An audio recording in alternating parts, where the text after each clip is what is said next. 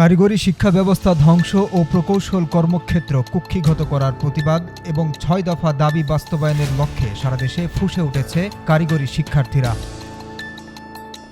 পূর্ব ঘোষিত কর্মসূচি অনুযায়ী শিক্ষার্থীরা বুধবার ১৭ সেপ্টেম্বর বেলা ১১:১৫টার দিকে রাজধানীর ৭ রাস্তা মোড় অবরোধ করেন। এতে ওই সড়কে যান চলাচল বন্ধ হয়ে যায়, ফলে ভোগান্তিতে পড়েন যাত্রী ও বাস চালকরা।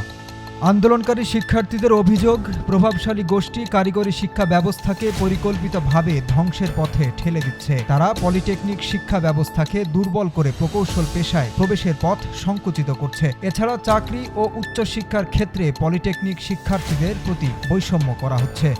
শিক্ষার্থীদের দাবিগুলো হলো জুনিয়র ইনস্ট্রাক্টর পদে ক্রাফট ইনস্ট্রাক্টরদের অবৈধ পদোন্নতির রায় হাইকোর্ট কর্তৃক বাতিল, তাদের পদবি পরিবর্তন এবং সংশ্লিষ্টদের চাকরিচ্যুত করা।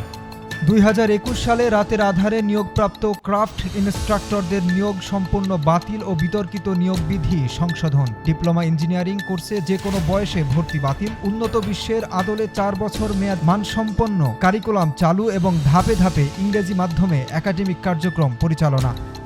উপসহকারী প্রকৌশলী ও সমমান ১০ম গ্রেড থেকে উত্তীর্ণ শিক্ষার্থীদের জন্য সংরক্ষিত পদে ডিপ্লোমা প্রকৌশলীদের বাদ দিয়ে নিম্ন পদে নিয়োগের বিরুদ্ধে আইনগত ব্যবস্থা গ্রহণ, কারিগরি শিক্ষা বহির্ভূত জনবলকে কারিগরি সেক্টরের গুরুত্বপূর্ণ পদে নিয়োগ নিষিদ্ধ ও আইনগতভাবে নিশ্চিত করা।